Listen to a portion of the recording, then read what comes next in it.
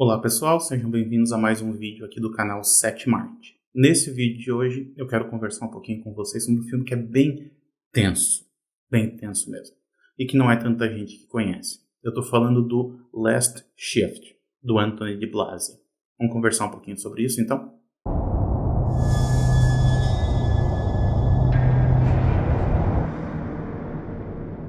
Essa é a primeira aparição do Anthony de Blasi aqui no canal, mas com certeza não vai ser a última. Ele é um cineasta que tem construído um certo nome dentro do meio independente do terror, e ele tem alguns filmes que são muito interessantes, alguns dos quais eu quero discutir aqui no canal futuramente. Então, se você não é inscrito, já aproveita e se inscreve para não perder nenhuma novidade.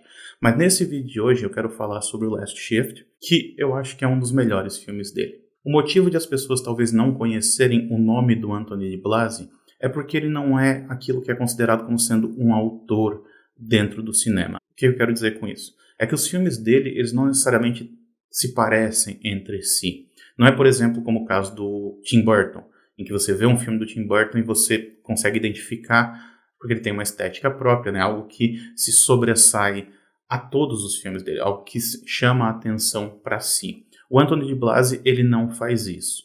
Ele, na verdade, molda o seu estilo de acordo com o que o projeto pede, ou seja, de acordo com o que o filme pede. Então, ele tem filmes que são bastante distintos entre si, mas que têm uma qualidade muito boa. Pelo menos alguns deles, não todos, Não vamos ser sinceros aqui.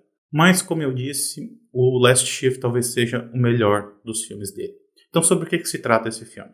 Ele conta a história de uma policial novata, interpretada pela Juliana Harkavy, que está literalmente no seu primeiro dia no seu trabalho. Ou seja, ela está começando agora na carreira de policial. Ela terminou o treinamento e ela vai para a sua primeira missão de verdade. E qual é a missão dela?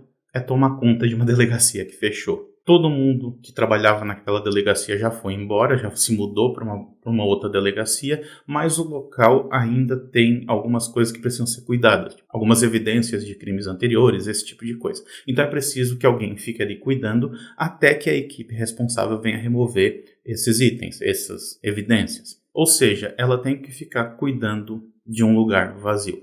Pode parecer algo simples, mas, convenhamos, no terror nunca é. Até porque não demora muito para que algumas coisas estranhas comecem a acontecer. Tem, por exemplo, um mendigo que entra de vez em quando ali na delegacia e fica incomodando ela. Tem também alguns estranhos barulhos que ela ouve de vez em quando, algumas coisas que se mexem, assim, que saem do lugar que ela não sabe explicar como que aquilo aconteceu. E como se isso não fosse suficiente, ela ainda fica recebendo ligações de uma menina em perigo. A menina que falou que foi sequestrada, que ela está tentando fugir dos seus sequestradores.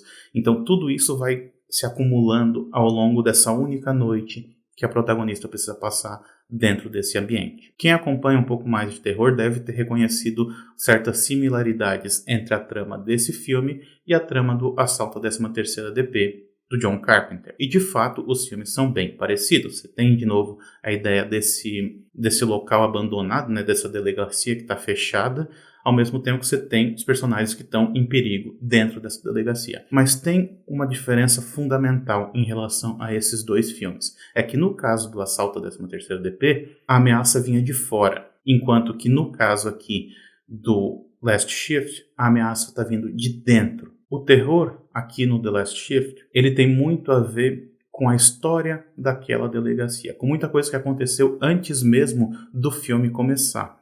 Essa história da delegacia, ela tem muito a ver com um grupo de fanáticos religiosos, um grupo de fanáticos inspirados na família Manson. Então você tem assim esses personagens que foram trazidos para a delegacia e possivelmente morreram ali dentro. Isso tudo aconteceu antes mesmo do filme começar. Assim como existe uma relação muito forte da protagonista com o pai dela, que também trabalhava naquela delegacia. Inclusive, ela começa a ter algumas visões que têm relação com o pai dela. E embora a ameaça do filme ela tome a forma desses fanáticos religiosos, que são muito mais sentidos do que de fato vistos ao longo desse filme, eu diria que essa relação parental, essa relação da protagonista com seu pai, que é o centro do filme, que é o cerne de toda essa narrativa. Afinal, a protagonista ela está trabalhando no mesmo local onde o pai dela trabalhava. Ela está desempenhando a mesma função que o pai dela desempenhava. Ela está presa ao seu passado.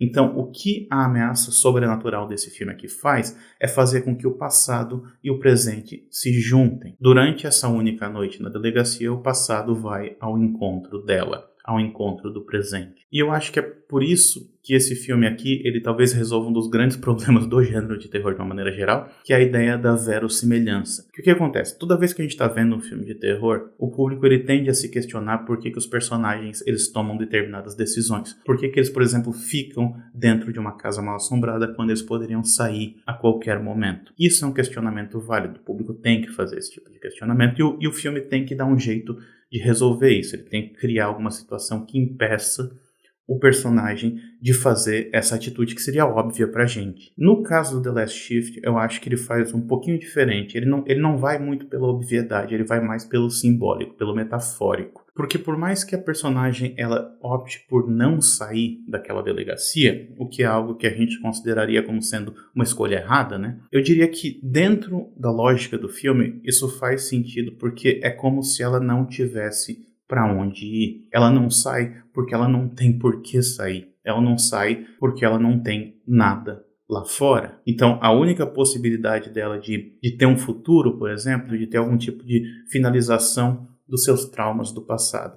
Tudo isso está presente ali dentro. Se ela sair, ela vai continuar com as mesmas feridas abertas. Enquanto que se ela ficar ali dentro, por mais que ela se coloque em perigo e ela sabe disso, ela ainda assim pode ter algum tipo de resolução para os seus problemas.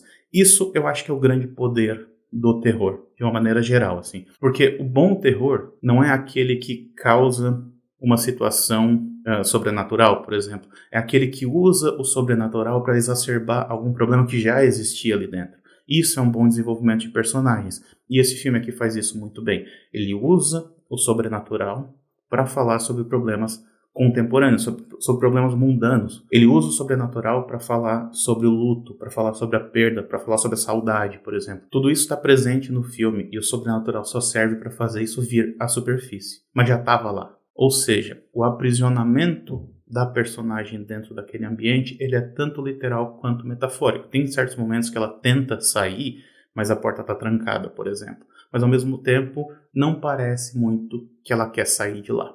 Aliás, por falar em aprisionamento, eu tenho que destacar pelo menos uma cena desse filme que eu achei tensa demais. Assim. É uma cena em que a protagonista fica presa dentro da sala de interrogatório com o tal do mendigo que fica invadindo aquele local o tempo todo. Essa cena é tensa demais, demais mesmo. Eu não vou falar o que acontece, porque senão eu vou estragar uma boa surpresa, mas preste atenção nisso quando vocês verem. Aliás, o filme como um todo, ele é muito assustador mesmo. Ele tem momentos assim, ele tem obviamente os seus jump scares, né? Isso é comum a grande maioria das produções de gênero de terror, mas elas estão inseridas dentro do filme de maneira orgânica. Elas estão ali para contribuir para essa alienação da protagonista diante do mundo. Então, é uma situação que vai crescendo à medida que a narrativa vai avançando até abraçar o absurdo mesmo. Assim, chega um certo momento do filme que tu tá vendo coisa que não sabe de onde que saiu. E isso é ótimo pro filme. Então é isso. Espero que vocês tenham gostado dessa dica aqui. Quem não viu ainda o Last Shift, fica o convite aqui para assistir. Eu acho que vale muito a pena. Quem já viu, comenta aí embaixo o que você achou do filme. E se você gostou desse vídeo, eu peço também que curta e compartilhe. E se inscreva no canal para não perder nenhuma novidade. Até a próxima, então.